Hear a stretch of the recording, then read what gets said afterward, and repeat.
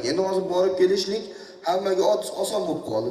Telefonda rasm olib kelyapti, video olib kelyapti, ko'rishi oson bo'ldi. Gacha qana bo'lgan. Gacha iloji bo'lmagan.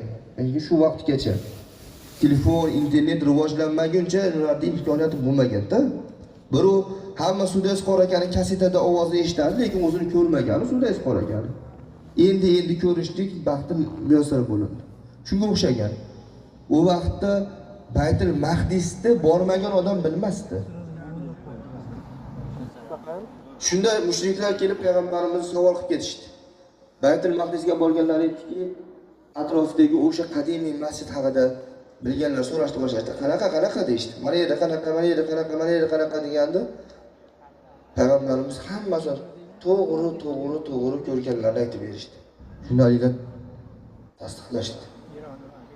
U to'g'ri gapiryapti deyishdi. Yana boshqalar aytdiki, sen agar rostdan safar qilgan bo'lsang, bizning yo'lda karvonimiz bor edi. Karvonimiz haqida ham ma'lumot ber, ey Muhammad dedi. Sallallohu alayhi vasallam. Payg'ambarimiz sallallohu alayhi vasallam karvonlari haqida karvonlaringiz mana bu joyda kelyapti, mana shuncha tuyadan iborat, uni oldida mana undaqangi tuya, uni rangi kulrang bo'lgan tuya, mana u kuni Makka ga kirib keladi deb, kuni, soati, quyosh botish hammasini aytib berdi.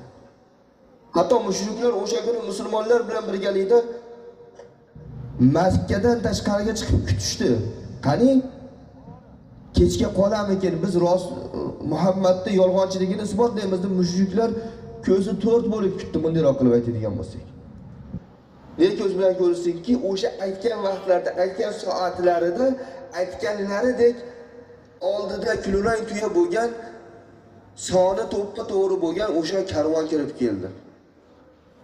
Ey Alloh, agar hidoyat bermasa, azlar shunaqa. O'shanda ham ular iymon keltirishmadi. O'shanda ham mushugicha qolib ketdi. Hatto Isro va Miroj voqeasidan keyin ishonasizlarmi, murtad bo'lgan qancha sahobalar bor. Sahobalar ichida eng iymoni mustahkam Abu Bakr Siddiq edi. Abu Bakr Siddiq roziyallohu anhu.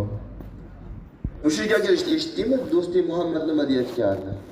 Osmonga chiqib keldim deyapti. Bir kechada sayr qilib keldim deyapti, dedi. Agar shuna deyotgan bo'lsa, to'g'ri aytib dedi. Ishonchni qarang azizlar. Do'stiga bo'lgan sidiqlikda ishonchni qarang. Agar Muhammad sallallohu alayhi vasallam shuna deyotgan bo'lsa, to'g'ri aytib dedilar. Hech shak shubhasiz ishonishdi.